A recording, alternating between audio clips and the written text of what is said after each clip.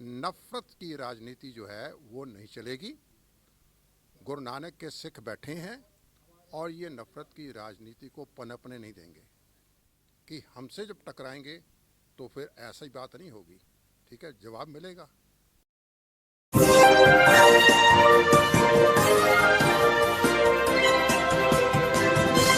नफरत का कारोबार जो है वो हर तरफ फैलाया जा रहा है।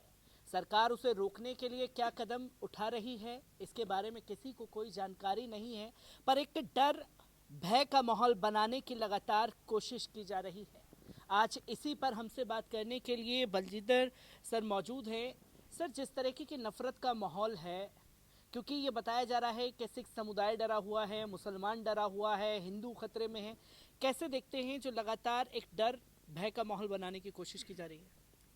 देखिए, इस समय जो हालात देश के बने हुए हैं और जो सत्ता पे जो पॉलिटिकल पार्टी काबिज है और उस पार्टी के पीछे एक ऑर्गेनाइज तरीके से आरएसएस जो है वो सिस्टमेटिकली एक खौफ का माहौल बना रही है। और खौफ से आगे जो एक अगली जो स्टेज है वो है नफ़रत। खौफ और नफ़रत के बीज इस प्रकार से बीज दिए गए हैं जिसमें से कि अब जो है वायलेंस करने के लिए इंस्टिगेट किया जा रहा है और वो वायलेंस जो है इस प्रकार का ग्राउंड बनाई जा रही है कि भाई एक बहुत बड़े स्केल पे जेनोसाइड किया जाए। जो लोग मेजॉरिटी बहुगिनती की विचारधारा से सहमत नहीं होते उनको तो कह दिया जाता है कि ये देश के गद्दार हैं, या किसी को कह दिया जाता है कि ये खालिस्तानी हैं, कोई माओवादी है, वगैरह वगैरह वगैरह। सो देश का जो सिस्टम है उसके अंदर मैं समझता हूँ कि जो हरिद्वार में पिछले दिनों में जो कुछ भी हुआ और उसमें जो हेट स्पीच दी गई, मुझे दुख इस बात का है कि वो जो हेट स्पीच सोशल मीडिया पे भी आई, उनकी खबरें भी आई, लीडिंग न्यूज़पेपर्स ने उनको कैरी किया, और उसके बावजूद भी हमारी जो सुप्रीम कोर्ट है, हमारी जो अदालतें हैं, हमारी जो न्यायाधीश हैं, वो सब साइलेंट हैं। वो स्यू मोटो नहीं लेते इस बात का कि ये क्या हो रहा है देश के अंदर, और कोई भी एक भी एफआईआर दर्ज नहीं हुई। अगर वही बात, उसी प्रकार की बात जो जहर उगला गया है, जो नफ़रत फैलाई गई है और जो लोगों को कहा गया है हथियार रखो और हथियार रखने ज़रूरी हैं, और ये कहा गया कि भाई जेनोसाइड मारो, ये भारत जो है वो केवल हिंदू राष्ट्र ही बनना चाहिए। मैं समझता हूँ कि इस प्रकार की जो छूट दे दी गई है सियासतदानों की तरफ से, पुलिस की वजह ने, और जो जुडिशरी है उनकी तरफ से कोई भी नोटिस नहीं लिया जा रहा और उनको कोई रोक नहीं रहा। बल्कि मैं समझता हूँ कि नागपुर से ये स्कीम बन के आती है, नागपुर वाले बनाते हैं, और ये जो कुछ भी किया गया हरिद्वार में, वो मेरे मुताबिक जो यूपी के अंदर इलेक्शन होनी थी उस इलेक्शन को चुनाव को सामने रखते हुए, ध्यान में रखते हुए वो नफ़रत जो है फैलाई गई है। नंबर एक। नंबर दूसरी बात जो है, जो हिजाब की बात की जाए, अगर हिजाब की बात जो है, मैं समझता हूँ कि अगर भारत का इस संविधान को देखें तो आर्टिकल 14 क्या कहता है हर एक को मालूम है। ठीक है, आर्टिकल 25 क्या कहता है हर एक को मालूम है, आर्टिकल 19 क्या कहता है हर एक को मालूम है। और उस सारे संविधान की धज्जियाँ उड़ाती गई और कर्नाटका हाई कोर्ट ने जो इसको बैन लगा दिया गया, और उसके बाद हैरानगी की बात है कोई बोलता नहीं। मैंने अमृतसर से जत्थेदार जगतार सिंह हवारा कमेटी की तरफ से, ये दलजीत सिंह खड़े हैं, ये जत्थेदार साहब के मुलाकाती हैं, हमने बयान दिया, स्टेटमेंट दी, और हिजाब के ऊपर लगी हुई जो बैन है, रुकावट है, रोक है, उसका हमने डट के विरोध किया। वो बच्चियाँ हमारी अपनी बच्ची हैं, मुसलमान बच्ची हैं, केवल मुसलमानों की नहीं है, चाहे वो हिंदू की बच्ची हो चाहे ईसाई की बच्ची हो, हमारी अपनी बच्ची हैं। हमने तो उनके खिलाफ जो है इस बैन के खिलाफ आवाज़ बुलंद की, और हम करते रहेंगे, हम उनके न्याय की मांग करेंगे। लेकिन सवाल तो ये है कि जो नफ़रत के जो बीज बीजे जा रहे हैं, इससे मुझे डर है, मुझे आशंका है कि ये लोग जो हैं एक जेनोसाइड की तैयारी कर रहे हैं। मैं सर एक आखिरी सवाल आप दोनों लोगों से लेना चाहूँगा, क्योंकि हिजाब का मुद्दा उठा, देश के प्रधानमंत्री खामोश, और जब जेनोसाइड के लिए ललकारने की बातें कही जा रही हैं, हथियार उठाओ, इन लोगों का नरसंहार करो, मारो काटो, देश के प्रधानमंत्री खामोश। देश के प्रधानमंत्री अगर पंजाब चले जाते हैं तो ऐसे प्रिटेंड करने लगते हैं कि पंजाब जो है एक अलग राज्य है, अपने सीएम को थैंक यू बोलना मैं बाल बाल बच करके सामने आ गया। 2014 में एक प्रचार किया गया था कि बोलने वाले प्रधानमंत्री देश ने चुने हैं, और अब तमाम मुद्दों पर खामोशी क्यों, या क्या ये खामोशी उन लोगों को बढ़ावा देने के लिए खामोशी है? ये आप इस तरीके को लीजिए कि प्रधानमंत्री का इस तरीके से चुप होना अपने आप में उनको एक बढ़ावा दिया जाता है कि हम कुछ भी करें, हमारे पीछे एक वो ताकत है जो हमें प्रवोक करती है सब करने के लिए।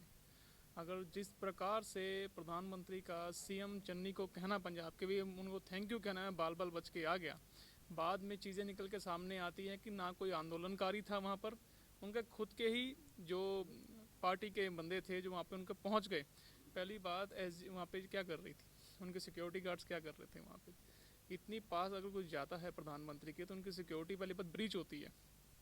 ब्रीच किसने करी? उनकी खुद की पार्टी है। इसमें पंजाब वालों को क्या दोष?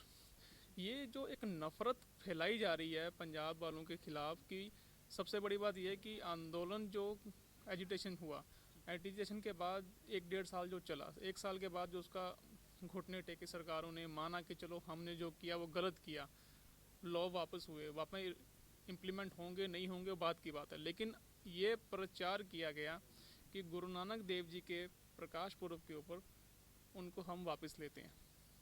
पहली बात, वो सिर्फ सिखों के लिए तो नहीं बने थे, वो सभी के लिए, किसानों के लिए थे, लेकिन जो बीजेपी और नागपुर के प्रवोक में रहते हैं उनके माइंड में ये बात सेट कर दी गई कि सिखों के कारण ये जो उनसे कानून है वापस लिए गए, इन्होंने प्रवोक किया, इन्होंने दबाव डाला। जो नफ़रत जो सिखों के खिलाफ पैदा करी गई है वहाँ पे, वो आप आराम से पंजाब में जाकर देख सकते हैं। उसके बाद ये जो शिवसेना वाले वहाँ पे जो प्रवोक करते हैं कि भी पंजाब का सीएम हिंदू होना चाहिए, आप अगर किसी हिंदू को वहाँ पंजाब में प्रॉब्लम हो तो ये बात करी जाए, तो हम मानते भी हैं। कभी किसी सिख कम्युनिटी के बंदों ने उन दूसरी कम्युनिटी के बंदों को मारा हो, इवन मुसलमान कम्युनिटी भी वहाँ पे सेफ रह रही है, सब सेफ रह रहे हैं। हिंदुओं को एक 2-4 वर्ग हैं जो खड़े होते हैं, उन्हीं को ही प्रॉब्लम है, इवन कि वहाँ पे हिंदू भी सेफ हैं। हिंदू भी पंजाब में सेफ है। सर मैं एक आखिरी सवाल आपसे लेना चाहूँगा, जो नफ़रत फैलाई जाती है उस नफ़रत में ये बताया जाता है कि मुसलमान अकेले हैं, सिख अकेले हैं, कम्युनिटी को कभी भी जाकर के हमला कर दो वो आवाज़ नहीं उठाएंगे। क्या ऐसे माहौल में अलग रहने का वक्त है, या देश शुरू से भाईचारे की तरफ ही बढ़ता रहा है, जिस भाईचारे को ख़त्म करने की कोशिश की जाती है कि मुसलमान सिख हिंदू सब अलग अलग हैं? देखिए, देश से पहले, मैंने पहले भी बात की है, हम एज ए सिख देश से पहले हम मानवता से प्यार करते हैं। देश टूटते हैं, देश बिखरते हैं, देश फिर बनते हैं, फिर टूटते हैं। देश इतना महान नहीं होता जितनी कि मानवता महान है। ये गुरु नानक साहब ने हमें मानवता से प्यार करना सिखाया है, और सिख गुरुओं ने मानवता से प्यार करते हुए जुल्म के खिलाफ अपनी शहादतें दी हैं। सो हमारा जो नज़रिया है वो गुरु नानक साहब से हम जो है गाइडेंस लेते हैं और उसके मुताबिक हम चलते हैं।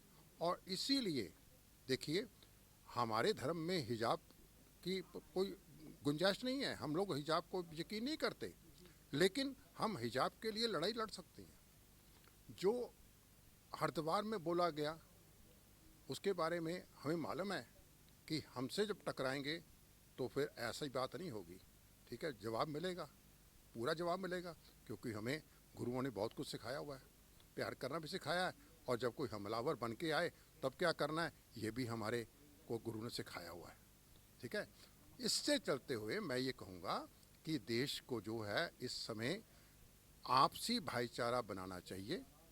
मुस्लिम को, हिंदुओं को, सिखों को, ईसाइयों को, जितने भी धर्म रहते हैं, आपसी भाईचारे की ज़रूरत है।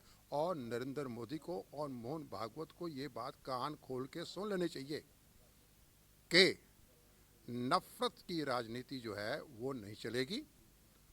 गुरु नानक के सिख बैठे हैं और ये नफरत की राजनीति को पनपने नहीं देंगे। ये मैसेज आना चाहिए। बलजीत सर और दलजीत सर बलजिंदर सिंह सर और दलजीत सिंह हमारे साथ थे, जिन्होंने साफ तौर पर कहा कि देश जो है वो भाईचारे से चलेगा। जो नफरत फैलाने की कोशिश की जा रही है, उस नफरत को फैलाने में कभी भी, चाहे देश के प्रधानमंत्री हों चाहे मोहन भागवत हों, वो कभी कामयाब होने वाले नहीं हैं।